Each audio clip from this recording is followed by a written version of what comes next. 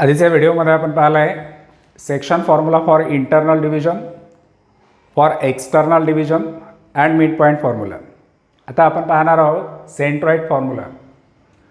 त्या व्हिडिओमध्ये हे सुद्धा सांगितलं तुम्हाला की सेंट्रॉइड म्हणजे काय, सेंट्रॉइडला कसं डिफाईन केलेलं आहे. ट्रायंगलच्या ज्या तीन मीडियन्स आहेत त्या तिन्ही मीडियनचा जो इंटरसेक्शन पॉईंट आहे त्या इंटरसेक्शन पॉईंटला म्हटलं जातं सेंट्रॉइड.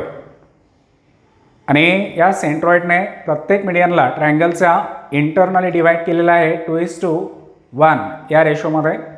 हा जो कन्सेप्ट आहे त्या कन्सेप्टचा यूज करून आपण आता section formula for internal divisions त्याच्यानंतर मिड पॉईंट फॉर्म्युला यांचा यूज करून सेंट्रॉइड फॉर्म्युला जो आहे तो कसा प्रूव्ह करता येईल ते पाहणार आहोत. लक्षात द्या. आता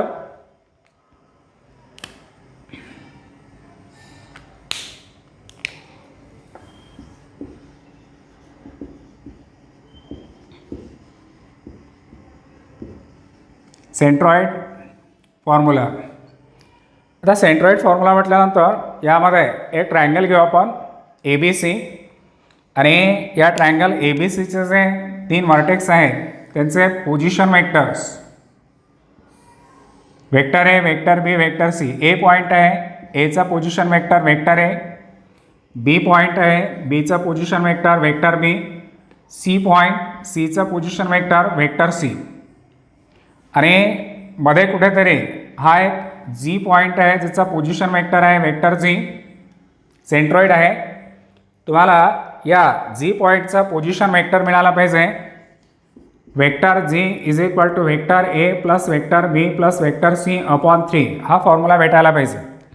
आणि या फॉर्म्युलेचं नाव आहे सेंट्रॉइड फॉर्म्युला. सेंट्रॉइडचा पोझिशन वेक्टर तुम्ही या फॉर्म्युल्यावरून फाइंड करू शकता. तर हा फॉर्म्युला प्रूव्ह करणं खूपच सोपी आहे. लक्षात द्या. आता ट्रायंगल ABC आहे जी सेंट्रॉइड आहे.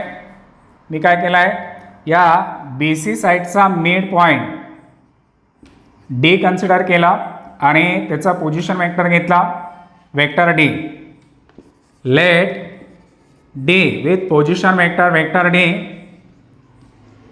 बी the mid point of side BC. आता D या BCचा मिड पॉईंट असल्यामुळे या D पॉईंटचा पोझिशन वेक्टर आपण मिड पॉईंट फॉर्म्युलाने फाइंड करू शकतो. Therefore by using mid point formula. आधीच्या व्हिडिओमध्ये आपण हा मिड पॉईंट फॉर्म्युला पाहिला आहे. D हा मिड पॉईंट आहे, दोन्ही डिस्टन्स इक्वल आहे. तर D पॉईंटचा पोझिशन वेक्टर फाइंड करण्याचा फॉर्म्युला आहे हा ज्या सेगमेंटचा ज्या साईडचा मिड पॉईंट आहे त्या पॉईंटचे जे पोझिशन वेक्टर आहेत B आणि C चे त्यांची ॲडिशन घ्यायची vector B plus vector C आणि त्याला 2 ने डिवाईड करायची. हा झाला आहे पॉईंट Dचा पोझिशन वेक्टर. याला दिला आहे मी equation number 1. Position vector of point D याला दिला आहे इक्वेशन नंबर 1. आता आपल्याला पाहिजे मीडियन. तर हा D पॉईंट आणि A पॉईंट याला जर मी जॉईन केलं ते झाले median of the triangle AD.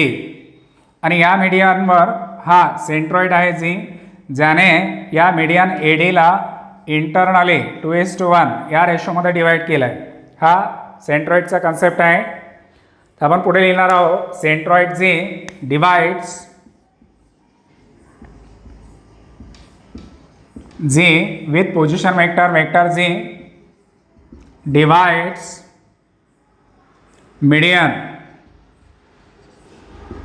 त्या मीडियनचं नाव आहे AD इंटरनली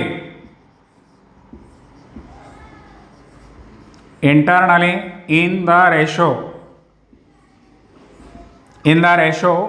2:1. आता Gने या मीडियनला इंटरनली डिवाईड केलेला आहे. तर आपण यूज करणार आहोत section formula for internal division. Therefore by using section formula. आता फॉर्म्युला कसा अप्लाय करायचा बाहेर आहे. कोणी डिवाईड केलेला आहे Gने, तर तुम्हाला पॉईंट Gचा पोझिशन वेक्टर घ्यायचा आहे. आता जीने डिवाइड केला आहे ए डीला, तर रेशोमधला पहिला नंबर कोण आहे 2, त्याने त्याच्यापासून दूर असलेला पॉईंट डी, डीच्या पोझिशन वेक्टरला मल्टिप्लाय करायचं. अप्लिकेशन येणार आहे 2 × वेक्टर डी, इंटरनल डिव्हिजन आहे तर प्लस, आणि मग येणार 1 पासून दूर असलेला पॉईंट ए आहे, तिथे येणार आहे 1 × वेक्टर ए अपॉन या रेशोची ॲडिशन 2 आणि 1ची ॲडिशन 2 + 1. या डायग्रामकडे न पाहताही तुम्ही या लाईनवरून हा फॉर्म्युला लिहू शकता. ज्या पॉईंटने डिवाइड केलं त्याचा position vector is equal to रेशोमधला पहिला नंबर कोण आहे 2, तर या 2ने या सेगमेंटच्या नावामधला जो टर्मिनल पॉईंट असतो त्याला त्याच्या पोझिशन वेक्टरला मल्टिप्लाय करायचं. जे 2ने डीला आणि 1ने एला, एच्या पोझिशन वेक्टरला मल्टिप्लाय करा आणि अपॉनमध्ये या दोन रेशोची ॲडिशन लिहा. हा झाला आहे section formula. Vector G is equal to A2. यापूर्वी आपण इक्वेशन नंबर 1मध्ये डी वेक्टरची व्हॅल्यू फाइंड केलेली आहे. त्या वेक्टर डीच्या जागेवर लिहित आहे तर vector B plus vector C upon 2 आणि प्लस 1 × वेक्टर एला वेक्टर ए लिहिला आहे अपॉन 2 + 1 यांची ॲडिशन आहे तर 3. यामधले 2 जे आहेत ते कॅन्सल झाले. Vector G is equal to आले vector B plus vector C plus vector A upon 3. आणि आता वेक्टर ॲडिशन जे आहे ती कम्युटेटिव्ह आहे, त्यामुळे या ॲडिशनला तुम्ही लिहिताना पहिले वेक्टर ए, नंतर वेक्टर बी आणि नंतर वेक्टर सी लिहू शकता. तर हा झाला सेंट्रॉइड फॉर्म्युला ऑफ ट्रायंगल. ट्रायंगलच्या सेंट्रॉइडचा पोझिशन वेक्टर जर फाइंड करायचा असेल तर तुम्ही या फॉर्म्युल्याने फाइंड करू शकता.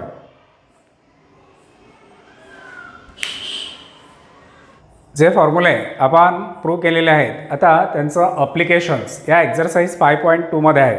आपण सुरुवात करणार आहोत एक्झरसाइज 5.2 मधलं फर्स्ट. काय सांगितलं आहे पहा, find the position vector of point R. आरने काय केलं, which divides the line joining the points P and Q. P Q या दोन पॉईंटला जॉईन करणारी जी लाईन आहे त्या लाईनला पॉईंट आरने डिवाइड केला आहे. तुम्हाला आर पॉईंटचं पोझिशन वेक्टर काढायचं. पी आणि क्यूचे पोझिशन वेक्टर्स तुम्हाला गिवन आहे. हा पी आणि हा आहे क्यूचा.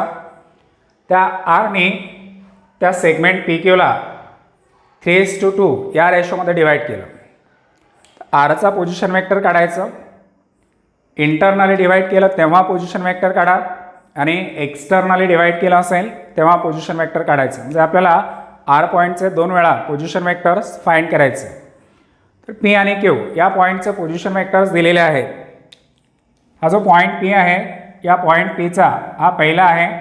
हा पॉईंट पी स्मॉल वेक्टर पीने आणि हा स्मॉल वेक्टर क्यूने मी डिनोट करतो आहे. सोल्युशन्सकडे लक्ष द्या.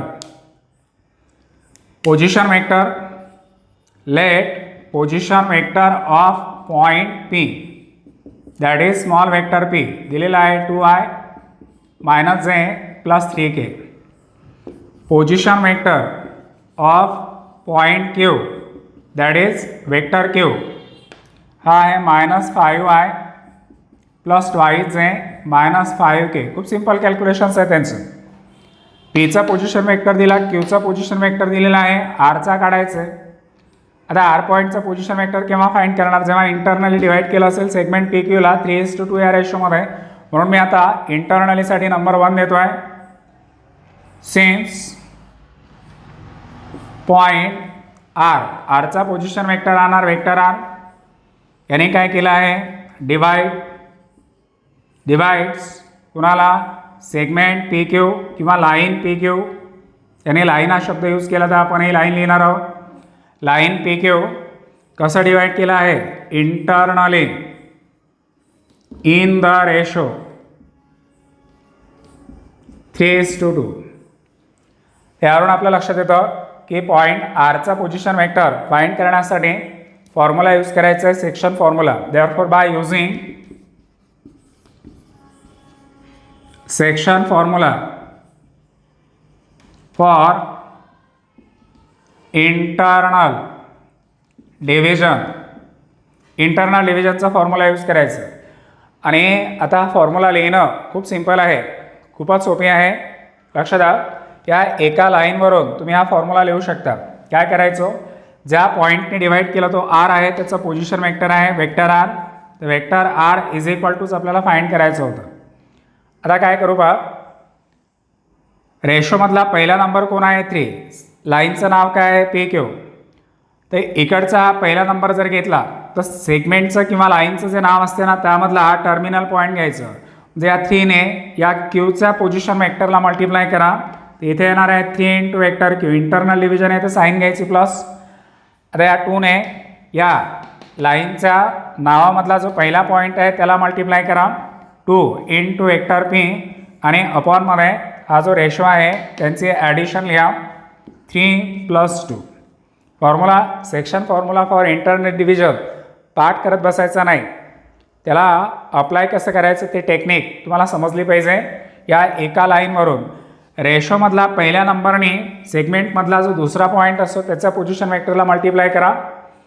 इकडचा नंबर पहिला घेतला तर सेगमेंटच्या नावामधला दुसरा पॉईंट घ्यायचा आणि रेशोमधला दुसरा नंबर घेतला तर सेगमेंटच्या नावामधला पहिला पॉईंट घ्यायचा. इंटरनल डिव्हिजन असेल तर प्लस साईन घ्या, एक्सटर्नल असेल तर मायनस साईन घ्यायची. झालं आहे. आता यामध्ये सबस्टिट्यूशन्स करा. वेक्टर R = 3, वेक्टर Q जो आहे ना तो आधीच इथे लिहिलेला आहे 5i - 5i प्लस ट्वाईस आहे -5k. नंतर आहे +2 into vector P 2i - plus 3k आणि अपॉनमध्ये 3 + 2 यांची ॲडिशन केली तर ते येणार आहे 5. देअरफॉर वेक्टर R = या 3ने या ब्रॅकेटला मल्टिप्लाय करा. 3ने मल्टिप्लाय केलं तर -5 into 3 -15 into i 3 into 2 plus 6 जे 3 इंटू -5 -15k प्लस 2ने या ब्रॅकेटला मल्टिप्लाय करा 2 into 2i 4i plus 2 into -2j and +2 into 3 plus 6 k upon 3 + 2 यांची ॲडिशन 5. Therefore वेक्टर R = आयच्या ज्या टर्म्स आहेत ना त्यांचे कॅल्क्युलेशन्स करा. -15i प्लस 4i ते झाले -11i प्लस 6j -2j इथे येणार आहेत plus 4j and -15 + 6 -9k upon 5. Vector R = हे जे 5 आहेत त्याला मी असं बाजूला लिहिलं 1/5 -11i plus 4j -9k. Position vector of point R हा आहे 1/5 in bracket -11i plus 4j -9k हा झाला position vector of point R. जेव्हा आरने या सेगमेंट PQला इंटरनली डिवाइड केलं इन द रेशो 3:2. आता यामध्ये जर त्याने तुम्हाला पॉईंट आरचे कोऑर्डिनेट्स विचारले असते तर ते कोऑर्डिनेट्स आपण इथे लिहू शकतो. पॉईंट आरचे जर कोऑर्डिनेट लिहायचे झाले त्या पॉईंट आरचा पहिला कोऑर्डिनेट आयचा कंपोनंट कोण आहे -11 त्याला 1/5 ने मल्टिप्लाय करा तर -11/5 हा पहिला कोऑर्डिनेट. दुसरा आला असता 4/5 आणि तिसरा आला असता -9/5. तर पॉईंट आरचे जे कोऑर्डिनेट्स आहेत ते -11/5 4/5 अँड -9/5. अशा प्रकारे पॉईंट आरचा पोझिशन वेक्टर मिळाला. आता आपण पॉईंट आरचा पुन्हा एकदा पोझिशन वेक्टर फाइंड करणार आहोत जेव्हा त्याने एक्सटर्नली या सेगमेंटला 3:2 या रेशोमध्ये डिवाइड केलं असेल तर.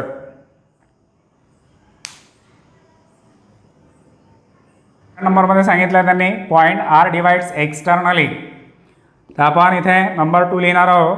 Since point R with position vector R divides line joining the points P and Q, this line PQ in the ratio 3:2 externally. Therefore by using section formula for external division, तर ज्याने divide केलं तो point R त्याचा position vector R = हा section formula लिहिणं खूप सोपी आहे. रेशोमधला पहिल्या नंबरने याला मल्टिप्लाय करा, म्हणजेच 3ने पॉईंट क्यूच्या पोझिशन वेक्टरला मल्टिप्लाय करा. तिथे येणार 3 into position vector of point Q. External division आहे तर निगेटिव्ह साईन. आता 2ने पीच्या पोझिशन वेक्टरला मल्टिप्लाय करा. 2 into position vector of point P आणि अपॉन रेशोची सबट्रॅक्शन करा. 3 आणि 2ची सबट्रॅक्शन इथे येणार 3 मायनस 2. आता यामध्ये सबस्टिट्यूशन्स करा. पी आणि क्यू हे दोन वेक्टर्स दिलेले आहेत. Vector R is equal to 3 in bracket. Vector Q आहे -5i प्लस ट्वाइस आहे -5k -2 into position vector of point P आहे 2i -j प्लस 3k आणि अपॉन डिनॉमिनेटरमध्ये येतील 1. पुढे आता हे डिनॉमिनेटर लिहिण्याची गरज नाही आहे, कारण डिनॉमिनेटर 1 असते तर आपण लिहित नाही. Vector R is equal to थेने जेव्हा याला मल्टिप्लाय करू त्यावेळेस हे मल्टिप्लिकेशन येणार आहे -15i प्लस 6j -15k आणि -2ने मल्टिप्लाय केलं तर -4i. नंतर येणार आहेत minus minus plus twice j and -6k plus 3 into -2 -6k. Therefore, vector R is equal to आयच्या ज्या टर्म्स आहेत त्यांचं कॅल्क्युलेशन्स -15i -4 आहेत. हे झाले -19i plus 6j plus 2j plus 8j and -15 -6 -21k. Position vector of point R -19i plus 8j -21k. Corrections करू एकदा calculations पाहू बरोबर आहेत का. -15i -4i 4 आणि 15 यांची ॲडिशन झाली 19, 6 आणि 2 यांची ॲडिशन झाली 8, 15 आणि 6 यांची ॲडिशन 21. हा झाला position vector of point R. इथे संपला आहे प्रॉब्लेम. पण आता जर याच प्रॉब्लेममध्ये त्यांनी पॉईंट आरचे कोऑर्डिनेट्स विचारले असते तर मग पॉईंट आरचे कोऑर्डिनेट्स आपण त्याच्या पोझिशन वेक्टरवरून लिहू शकतो. आयचा कंपोनंट -19 पहिला कोऑर्डिनेट, दुसरा 8 आणि तिसरा -21. तर ज्या पॉईंटने सेगमेंट पी क्यूला एक्सटर्नली डिवाईड केलं तो आर होता.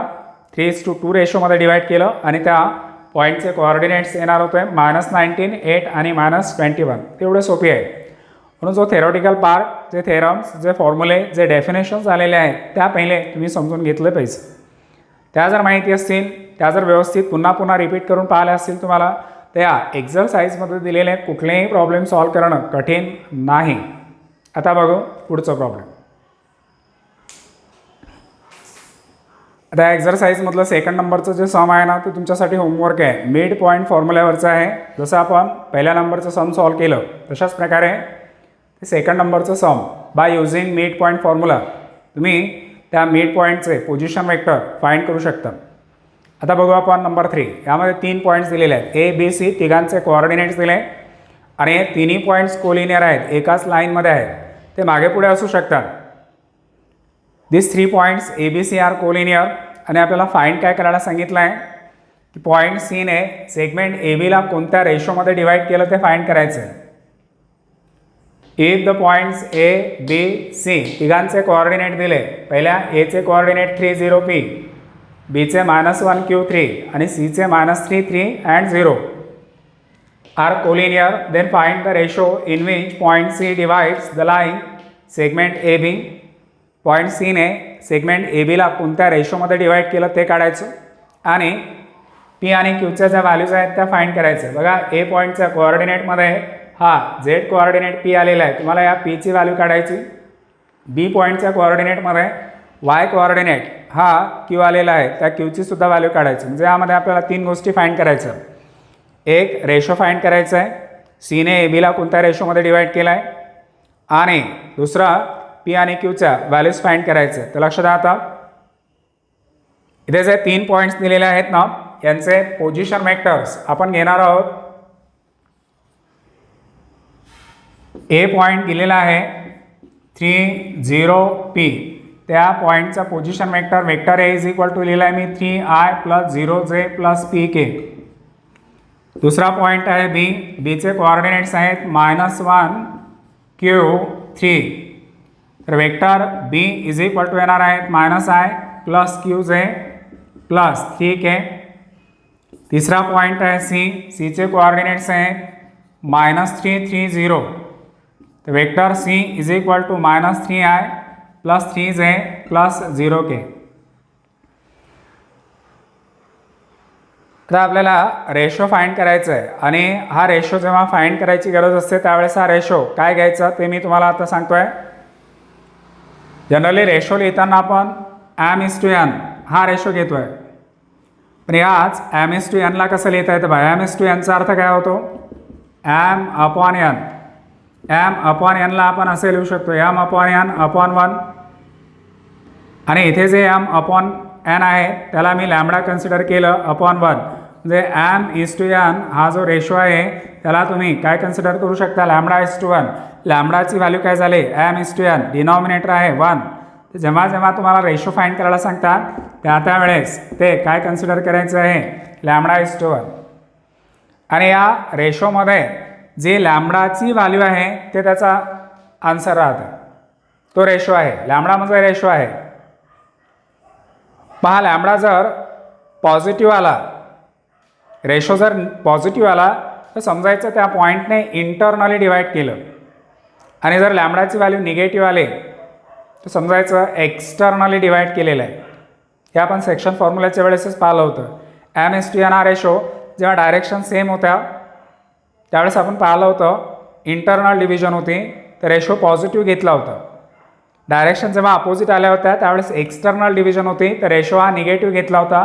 तर इथे लॅम्बडाची व्हॅल्यू जर तुम्हाला पॉझिटिव्ह मिळाली तर इंटरनल डिव्हिजन, लॅम्बडाची व्हॅल्यू निगेटिव्ह मिळाली तर एक्सटर्नल डिव्हिजन। पण रेशो जेव्हा तुम्ही घ्याल त्यावेळेस हा नेहमी काय घ्यायचा आहे λ/1। लक्षात द्या।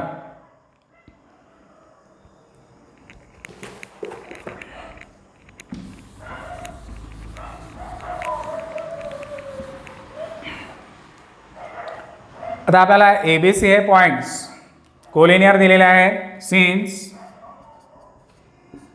Points A, B, C are collinear, आणि सीने AB ला कोणत्या रेशोमध्ये डिवाइड केला आहे ते आपल्याला काढायचं आहे। तर आपण असं कन्सिडर करणार आहोत की let point C divides segment AB in the ratio λ/1।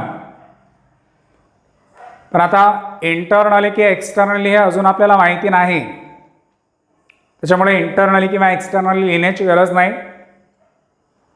Ratio नेहमी λ/1च घ्यायचा। तो का λ/1 घ्यायचा त्याचं एक्सप्लेनेशन आत्ताच मी तुम्हाला सांगितलेलं आहे, आणि यावरून तुम्हाला लॅम्बडाची व्हॅल्यू मिळेल। जर ती पॉझिटिव्ह मिळाली तर इंटरनल डिव्हिजन, आणि जर ती निगेटिव्ह मिळाली तर एक्सटर्नल डिव्हिजन। पण फॉर्म्युला अप्लाय करताना नेहमी इंटरनल डिव्हिजनचाच यूज करायचं। सीने डिवाइड केला सेगमेंट AB ला इन द रेशो λ/1, देअरफॉर इथे लिहिताना लिहायचं बाय सेक्शन फॉर्म्युला। इथं असं काही लिहू नका इंटरनल किंवा एक्सटर्नल डिव्हिजन, पण अप्लाय करताना इंटरनल डिव्हिजनचा फॉर्म्युला यूज करा। कुणी डिवाइड केलं सीने तर position vector of point C is equal to, formula कसा अप्लाय करायचा बा, हा जो लॅम्बडा आहे त्याने पॉईंट Bच्या पोझिशन वेक्टरला मल्टिप्लाय करा, म्हणजे B आणि Bचा पोझिशन वेक्टर आणि लॅम्बडा यांची मल्टिप्लिकेशन, तर lambda into vector B plus sign घ्यायची कारण आपण इंटरनल डिव्हिजनचा फॉर्म्युला यूज करतोय, आणि 1ने या Aच्या पोझिशन वेक्टरला मल्टिप्लाय करा 1 इंटू वेक्टर A, आणि अपॉनमध्ये हा जो रेशो आपण घेतला होता ना λ/1 त्याची ॲडिशन लिहायची λ+1। हे झालं ॲप्लिकेशन ऑफ सेक्शन फॉर्म्युला। आता यामध्ये सबस्टिट्यूशन्स करा। वेक्टर C पॉइंट Cचा पोझिशन वेक्टर काय आलेला आहे -3i plus 3j plus 0k is equal to, इथे कोण आहेत lambda into position vector of point B -i plus qj plus 3k, आणि प्लस येणार आहेत 1 into position vector of point A 3i plus 0j plus pk, 3i plus 0j plus pk upon λ+1। याला पुढे solve केल्यानंतर आपल्याला ratio पण भेटणार, पीची पण व्हॅल्यू भेटणार आणि क्यूची सुद्धा व्हॅल्यू भेटणार आहे. तर लक्षात आता यांचं कॅल्क्युलेशन्स कसं करायचं. ह्याचा डिनॉमिनेटर आहे 1, यांचं करू आपण क्रॉस मल्टिप्लिकेशन. काय करायचं, क्रॉस मल्टिप्लिकेशन्स. नाही क्रॉस मल्टिप्लिकेशन केलं आणि असंच राहू दिलं तरी चालेल. बघा -3i + 3j. आता हे 0k आपण लिहिणं बंद करणार आहोत. इज इक्वल टू लॅमडाने याला मल्टिप्लाय करा, -λi plus Q lambda J plus 3 lambda K plus 1 × 3i plus 3i. 0j लिहिण्याची गरज नाही आहे आणि प्लस येणार आहे पी के अपॉन डिनॉमिनेटरमध्ये राहतील lambda plus 1. -3i + 3j is equal to आयच्या टर्म्सचं कॅल्क्युलेशन्स करा. या दोघांमधून जर आय कॉमन निघाला तर ब्रॅकेटमध्ये काय राहतं पहा, -λ + 3 × i. या इथे जेची टर्म आहे, क्यू लॅमडा जे एकच टर्म आहे आणि या दोघांमधून जर के कॉमन काढला तर 3 लॅमडा प्लस पी आणि अपॉनमध्ये येणार आहेत लॅमडा प्लस 1. आता हे डिनॉमिनेटर आपण सेपरेट करणार आहोत. राईट साईडचं डिनॉमिनेटर सेपरेट करायचो. -3i + 3j is equal to, इथे ब्रॅकेटमध्ये मी असं लिहू शकतो -λ + 3 upon lambda plus 1 × i plus दुसऱ्या ब्रॅकेटमध्ये मी लिहितो Q lambda upon lambda plus 1 × j आणि तिसऱ्या ब्रॅकेटमध्ये लिहितो आहे 3 lambda plus p upon lambda plus 1 × k. आता हे दोन्ही वेक्टर्स इक्वल आहेत, दोन्हीच्या दोन्ही वेक्टर इक्वल आहेत. लेफ्ट हँड साईड आणि राईट हँड साईडचे दोन वेक्टर इक्वल आहेत. बाय इक्वॅलिटी ऑफ वेक्टर्स यांचे आय जे केचे जे कोइफिशियंट्स आहेत ते कम्पेअर करायचे. बाय इक्वॅलिटी ऑफ वेक्टर्स पहिले आपण आयचे जे कोइफिशियंट्स आहेत ते कम्पेअर करणार. आयचे कोइफिशियंट्स इथे लेफ्ट साईडला कोण आहे, -3, राईट साईडला आहे -λ + 3 अपॉन लॅमडा प्लस 1. याला जर आपण सॉल्व केलं तर आपल्याला लॅमडाची व्हॅल्यू भेटणार, म्हणजेच पहिल्या याचा आन्सर भेटणार आहे the ratio in which point C divides line segment A B. करा आता यांचं क्रॉस मल्टिप्लिकेशन. काय येणार आहे, याने जर याला मल्टिप्लाय केलं तर -3 λ - 3 इज इक्वल टू -λ + 3. लॅमडा एका साईडला घेऊन या, λ - 3 लॅमडा इज इक्वल टू 3 + 3. हे येतील -2 लॅमडा इज इक्वल टू 3 + 2 यांची ॲडिशन झाली 6 आणि यावरून लॅमडाची value 6 upon -2 is equal to -3. लॅमडाची व्हॅल्यू आली -3 तर फक्त -3 लिहू नका, या 3चं डिनॉमिनेटर आहे 1. लॅमडाची व्हॅल्यू -3 अपॉन 1 एवढी आहे. साईन याला निगेटिव्ह आलेली आहे आणि हा रेशो आहे 3:1. पॉईंट सीने सेगमेंट ए बीला 3:1 या रेशोमध्ये डिवाईड केलं आणि एक्सटर्नली डिवाईड केलेलं आहे. सुरुवातीला आपल्याला इंटरनली की एक्सटर्नली माहिती नव्हतं, पण निगेटिव्ह रेशो आलेला असल्यामुळे आपण सांगू शकतो की एक्सटर्नली डिवाईड केलं आहे. त्याचा फायनल आन्सर आपण असं लिहिणार आहोत. देअरफॉर इथे आता लिहायला जागा नसल्यामुळे त्याचा फायनल आन्सर मी तुम्हाला सांगून देतो आहे की point C divides the line segment A B externally in the ratio 3:1. हे झालं पहिल्याचं आन्सर. पहिल्याचं आन्सर मिळालं. आता आपल्याला पी आणि क्यूचा व्हॅल्यू फाइंड करायचं. पी आणि क्यूचा व्हॅल्यूज फाइंड करण्यासाठी काय करायचं बा, यांचे आता जेचे जे कोइफिशियंट्स आहेत ते आणि केचे जे कोइफिशियंट्स आहेत त्यांना कम्पेअर करावं लागेल. तर इकडे मी लिहितो आहे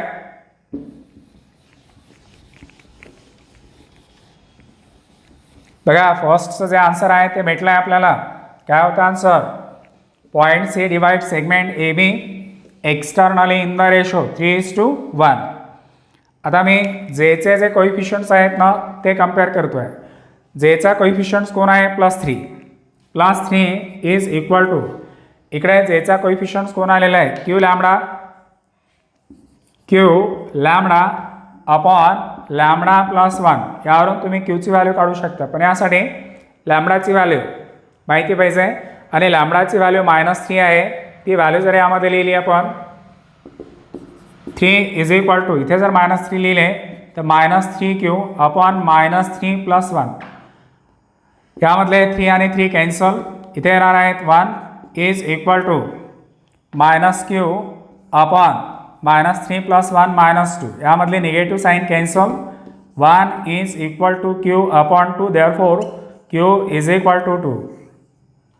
क्यूची जी व्हॅल्यू आहे ती मिळाली 2, q इज इक्वल टू 2. आणि आता आपण पीची व्हॅल्यू फाइंड करू शकतो. त्यासाठी तुम्हाला केचे जे कोइफिशियंट्स आहेत त्यांना कम्पेअर करायचं आहे. लेफ्ट हँड साईडला के नाही आहे, याचा अर्थ इथे कंपोनंट येणार 0, आणि राईट हँड साईडला कोण आहे 3 lambda plus P upon lambda plus 1. या लॅम्बडा प्लस 1ची साईड जर इकडे चेंज केली ते इकडे आल्यानंतर 0 होतील, तर 0 is equal to 3 lambda plus P. लॅम्बडाची व्हॅल्यू यापूर्वी काढलेली आहे -3, 0 is equal to 3 into -3 plus P, 0 is equal to -9 plus P, therefore P is equal to 9ची साईड चेंज करा +9, P is equal to 9, Q is equal to 2, आणि जो ratio आहे lambda तो आलेला आहे 3:1 एक्सटर्नली डिवाइड केलं. तर दोन्ही यांचे आन्सर्स आपल्याला मिळाले. पुन्हा एकदा आन्सर रिपीट करतो आहे. पहिल्याचा आन्सर आहे point C divide segment A B in the ratio 3:1 externally. मग त्याने विचारलं होतं find the value of P and Q. Find the values of P and Q. Value of P is equal to 9 and Q is equal to 2. तेवढं सोपी आहे. आता बघू next. बघा हे प्रॉब्लेम्स खूप सोपे आहेत. जे काही फॉर्म्युले आपण पाहिले आहेत ना, सेक्शन फॉर्म्युला, मिड पॉईंट आणि सेंट्रॉइड फॉर्म्युला त्यावरचेच आहेत. लक्षात आता पॉईंट ए आणि पॉईंट बीचा पोझिशन वेक्टर तुम्हाला दिलेला आहे. पॉईंट एचा पोझिशन वेक्टर आहे हा, आणि पॉईंट बीचा पोझिशन वेक्टर दिलेला आहे हा. पॉईंट सीने या सेगमेंट ए बीला डिवाइड केलेला आहे 3:2 या रेशोमध्ये.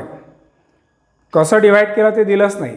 जेव्हा इंटरनल किंवा एक्सटर्नल डिव्हिजन दिलेली नसते त्यावेळेस नेहमी इंटरनल डिव्हिजनचाच फॉर्म्युला यूज करायचा. तुम्हाला पॉईंट सीचा पोझिशन वेक्टर काढायचं. लक्षात द्या, एचा पोझिशन वेक्टर दिलेला आहे लेट पीव्हीएस ऑफ पॉईंट ए.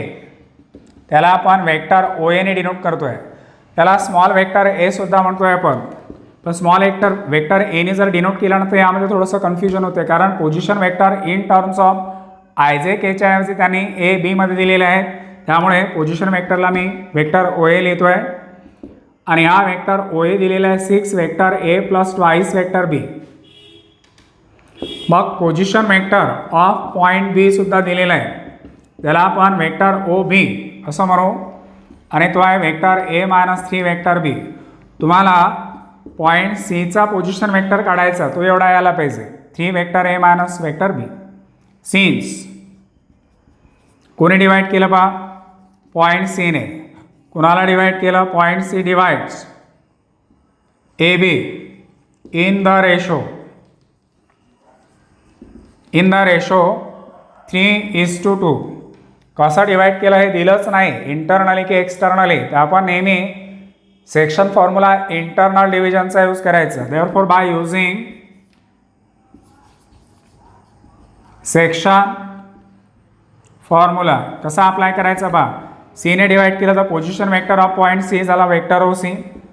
रेशोमधला पहिला नंबर कोण आहे 3, त्याने या बीच्या पोझिशन वेक्टरला मल्टिप्लाय करा 3 into vector O B. Internal डिव्हिजनचा फॉर्म्युला यूज करतोय आपण, प्लस 2ने या एच्या पोझिशन वेक्टरला मल्टिप्लाय करा 2 इंटू वेक्टर ओ ए. आपण या दोघांची ॲडिशन करायची 3 + 2. काढायचं कोण आहे vector O C. Therefore vector O C is equal to 3 into vector O B. 3 into ब्रॅकेटमध्ये वेक्टर ओ बी कोण आहे vector A -3b. Vector A -3b plus 2 into position vector of point A 6 vector A plus twice vector B. 6 vector A plus twice vector B, आणि upon 3 + 2ची addition झाली 5. Vector O C is equal to 3ने याला multiply करा, 3 vector आहे -9 vector B plus 12 vector आहे plus 4 vector B upon 5. Vector O C is equal to 3 vector आहे plus 12 vector A हे झालं 15 वेक्टर आहे -9 vector B plus 4 vector B -5 vector B आणि अपॉनमध्ये आहेत 5. न्यूमरेटरमधून 5 कॉमन काढायचं आहे. Vector O C is equal to 5 in bracket 3 vector A minus vector B upon 5 हे 5 cancel. Vector O C is equal to 3 vector A minus vector B हे झालं answer. आपल्याला पॉईंट सीचा पोझिशन वेक्टर शो करायचं होतं आणि त्याचं answer यायला पाहिजे होतं 3 vector A minus vector B. तेवढंच आपला आन्सर आलेला आहे. Vector O C is equal to 3 vector A minus vector B. Therefore P V S of point C is 3 vector A minus vector B हे झालं याचं आन्सर. खूप सोपे आहेत. Section formula for internal division use केला. मी पुन्हा एकदा रिपीट करतोय की जेव्हा प्रॉब्लेममध्ये दिलेलं नसतं की सेक्शन फॉर्म्युला कुठला आहे इंटरनली की एक्सटर्नली, तेव्हा नेहमी फॉर्म्युला इंटरनल डिव्हिजनचा यूज करायचा आणि डायग्राम न काढता त्या फॉर्म्युल्याचं अप्लिकेशन्स तुम्हाला लिहिता आलं पाहिजे. या लाईनवरून लक्षात येतं. रेशोमधला पहिला नंबर त्याने सेगमेंटचं जे नाव असते त्याच्यामधला जो टर्मिनल पॉईंट आहे त्याच्या पोझिशन वेक्टरला मल्टिप्लाय करा. म्हणजे 3ने या बीच्या पोझिशन वेक्टरला आणि एने या 2ला मल्टिप्लाय करायचं. एच्या पोझिशन वेक्टरने मल्टिप्लाय करा. इंटरनल डिव्हिजन असेल तर प्लस साईन घ्या, एक्सटर्नल असेल तर मायनस घ्या. जेव्हा काहीच दिलेलं नसतं इंटरनल की एक्सटर्नल त्यावेळेस नेहमी सेक्शन फॉर्म्युला फॉर इंटरनल डिव्हिजनचाच यूज करायचं.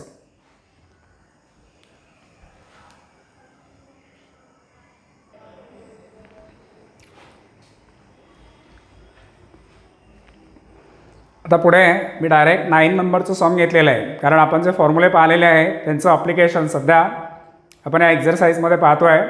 तर नंबर 9मध्ये सेंट्रॉइड फॉर्म्युला आपल्याला यूज करायचं आहे. लक्ष द्या काय सांगितलं आहे.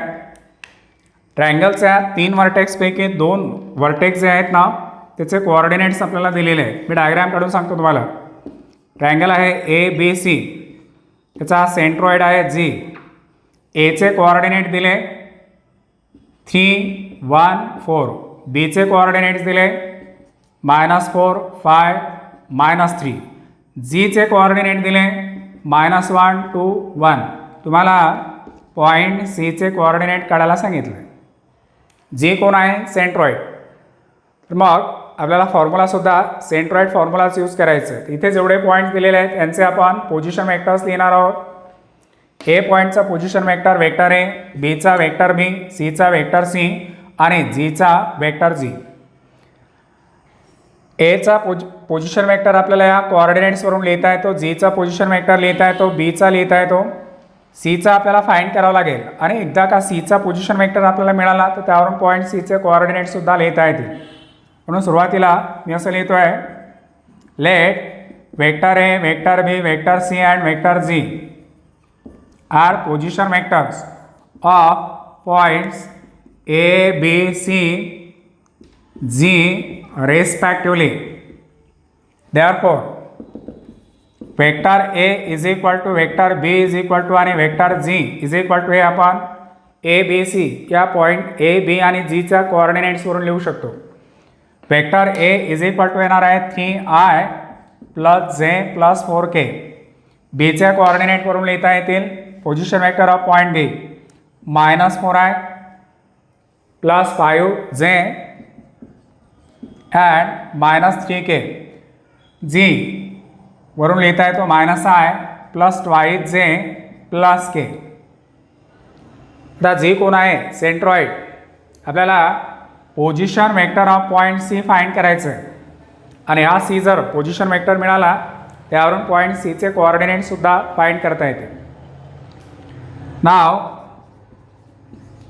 G is centroid of triangle ABC. Therefore, by centroid formula, काय असतो सेंट्रॉइड फॉर्म्युला. जी सेंट्रॉइड आहे तर position vector of point G is equal to vector A plus vector B plus vector C upon 3. G A आणि B given आहेत, C काढायचं आहे, त्याला पुढे सॉल्व करू. यांचं क्रॉस मल्टिप्लिकेशन जर केलं इथे येणार 3 vector G is equal to vector A plus vector B plus vector C. त्यावरून vector C is equal to लिहिता येतं हे 3 वेक्टर जी या एला इकडे घेऊन आलो तो minus vector A minus vector B, vector C is equal to 3. आता यामध्ये सबस्टिट्यूशन्स करा. वेक्टर जी कोण आहे मायनस आहे plus twice J plus K minus vector A कोण आहे 3i plus J 3i plus J plus 4k and minus vector B minus 4i plus 5j minus 3k. Vector C is equal to आता याला solve केलं की position vector of point C मिळतो. 3ने आयला multiply करा minus 3i 3 × 2 6j plus 3k. Negative साईनने याला multiply केलं तर मायनस 3i मायनस जे मायनस 4k आणि मायनस मायनस होतील plus 4i minus 5j and plus 3k. Vector C is equal to आयच्या ज्या टर्म्स आहेत त्यांचं कॅल्क्युलेशन्स करा. Minus 3i minus 3i minus 6 आहे मायनस 6 आणि प्लस 4 मायनस 2i. जेच्या टर्मचं कॅल्क्युलेशन करायचं 6j मायनस जे 5j आणि 5j कॅन्सल होणार जे इथे राहिले 0j. आता केच्या टर्म्सचं calculations 3k minus 4k minus k plus 3k plus 2k. Position vector of point C मिळालं. हा झाला position vector of point C, हा थर्ड वर्टेक्स होता. आता यावरून या पोझिशन वेक्टरवरून आपण पॉईंट सीचे जे कोऑर्डिनेट्स आहेत ते लिहू शकतो. Therefore coordinates of point C. Position vector आयचा कंपोनंट कोण आहे -2 तर पहिला एक्स कोऑर्डिनेट -2, जेचा कोण आहे 0 तर दुसरा वाय कोऑर्डिनेट 0 आणि तिसरा केचा कोइफिशियंट्स कोण आहे 2. तर आपल्याला आन्सर मिळालं coordinates of third vertex point C are -2 0 2.